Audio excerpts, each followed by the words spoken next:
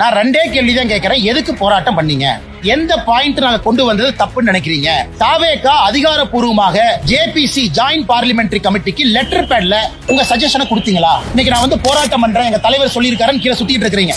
உங்களுக்காக ஜேபிசி போட்டோம். 1 கோடி பேர் சஜஷன் கொடுத்தாங்க. 1 கோடி சஜஷன் வந்துச்சு. தாவேகா கருத்து சொன்னீங்களா ஜேபிசிக்கு? நீங்க கருத்து சொல்லியிருந்தா நல்ல கருத்து இருந்தா கண்டிப்பா நாங்க எடுத்திருப்போம். சரி, இன்னைக்கு போராட்டம் பண்றீங்க, எதுக்கு போராட்டம் பண்றீங்க? நான் இவ்வளவு விலாவரியா பேசுறேன். இதான் பாயிண்ட்ங்கிறேன், இதான் காரணங்கிறேன். நான் சொன்னதுல தப்பு எங்கேயாச்சும் இருக்குதா நீங்க சொல்லுங்க. எதற்கு போராட்டம் செய்யறனே தெரியாம ஒரு கட்சி தமிழ்நாட்டுல போராட்டம் செய்து கொண்டிருக்கின்றார்கள். அது தாவேகா. எதுக்கு போராட்டம் பண்றாங்கன்னு எத்தனை டைம் சட்ட திருத்தம் மாத்தி இருக்காங்க. 54 முதல் சட்டம், அதன் பிறகு அவ்வளவு அமெண்ட்மெண்ட், 95 பெரிய சட்டம், அதன் பிறகு அவ்வளவு அமெண்ட்மெண்ட், 2013 மேஜர் அமெண்ட்மெண்ட். 2013 காங்கிரஸ் ஆட்சியில 123 ப்ராப்பர்ட்டி சென்ட்ரல் டெல்லியில் நினைச்சாங்க ஒரே நைட், லட்சக்கணக்கான கோடி ரூபாய் வருமானம். அது 2013 காங்கிரஸ் கொண்டு வந்தா. அதை பத்தி எல்லாம் யாரும் பேச மாட்டாங்க. ஆனா 2025 நம்ம ஆட்சியில நியாயமாக எல்லோருக்கும் சமமாக ஒரு விஷயத்தை கொண்டு வந்தா நாம் இஸ்லாமியர்களுக்கு எதிரின்னு ஆர்ப்பாட்டம் பண்றாங்க. அதனால் தாவேகாவாக இருக்கட்டும், எந்த கட்சியாக இருக்கட்டும், என்னுடைய அன்பு வேண்டுகோள், ஆனா எதுக்கு ஆர்ப்பாட்டம் பண்றேன் 2 விஷயத்தை சொல்லிட்டு பண்ணுங்க.